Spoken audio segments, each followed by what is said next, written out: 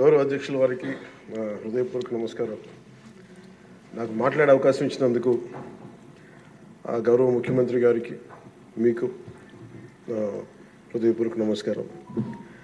నేను గవర్నర్ గారి ప్రసంగానికి మనస్ఫూర్తిగా పార్టీ తరపు నుంచి నా తరపు నుంచి మనస్ఫూర్తిగా దానికి మద్దతు తెలుపుతూ ధన్యవాదాలు తెలియజేసుకున్నాను అధ్యక్ష. ఇక్కడున్న ఎక్కువ మంది చాలా సీనియర్ నాయకులు, మోస్ట్ ఆఫ్ దెమ్.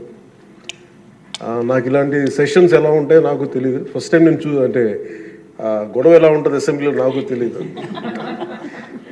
నాకు చాలా ఆశ్చర్యం కలిగింది ఏంటంటే నేను ఇట్లాంటి గొడవలు టీవీల్లో గతంలో తెలంగాణ నరసింహన్ గారు గవర్నర్గా ఉన్నప్పుడు ఉమ్మడి రాష్ట్రం అప్పుడు గొడవలు చూశాను, టీవీలో చూసామని. అట్లీస్ట్ దానికి ఒక కారణం ఉండిందో ఇంకో 100 విభేదించే పరిస్థితులు ఉన్నాయి. ఇక్కడ విభేదించడానికి ఏముందో నాకు తెలియలేదు. నేను అనుకుంటా ఉన్నాను అసలు ఇలా ప్రవర్తించవచ్చా అని,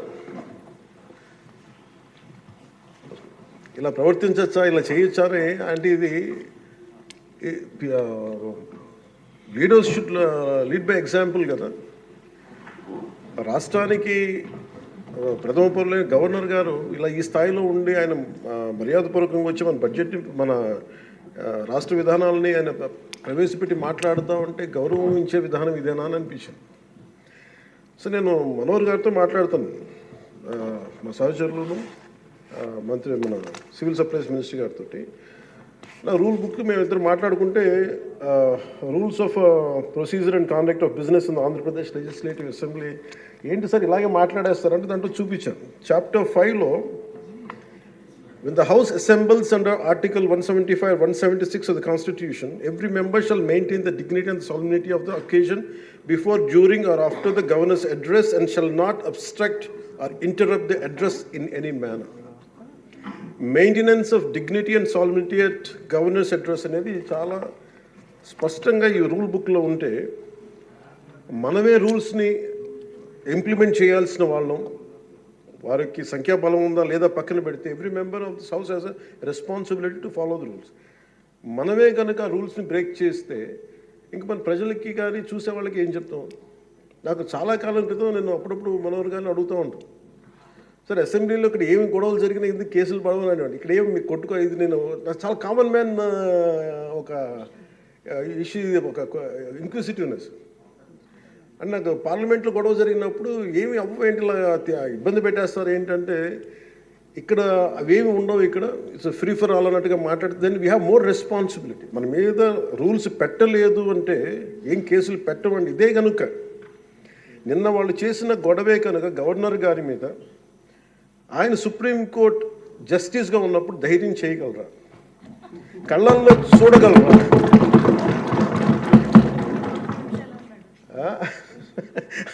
నాకు అది అనిపించింది.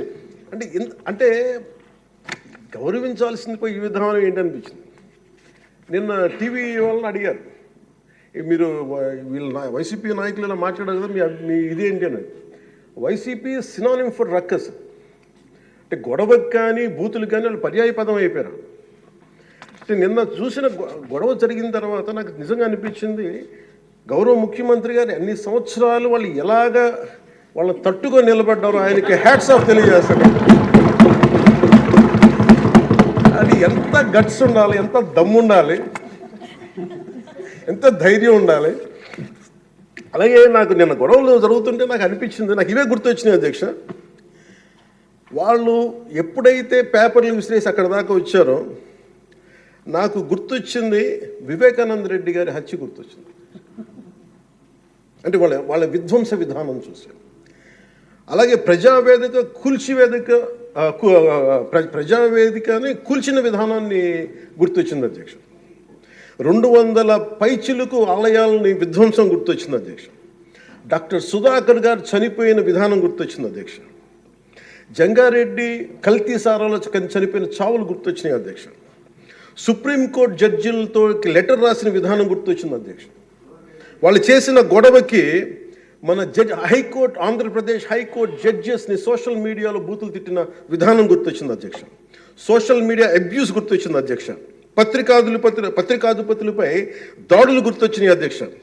రివర్స్ టెండరింగ్ గుర్తొచ్చింది అధ్యక్ష, పాలసీ టెర్రరిజం గుర్తొచ్చింది అధ్యక్ష, స్వయాన మీ మీద జరిగిన టార్చరు, దాడులు, ఇబ్బంది పెట్టిన విధానం గుర్తొచ్చింది అధ్యక్ష, మన అడవుల విధ్వంసం గుర్తొచ్చింది అధ్యక్ష, చంద్రబాబు గారిని 53 రోజులు జైల్లో పెట్టి ఇబ్బంది పెట్టిన విధానం గుర్తొచ్చింది అధ్యక్ష, అమరావతి రైతుల్ని దారుణంగా రక్తాలు వచ్చేలా కొట్టి కేసులు పెట్టింది గుర్తొచ్చింది అధ్యక్ష, తిరుపతి కల్తీ లడ్డూలు గుర్తొచ్చినాయి అధ్యక్ష, అబ్యూజ్ ఆన్ విమెన్ గుర్తొచ్చింది అధ్యక్ష.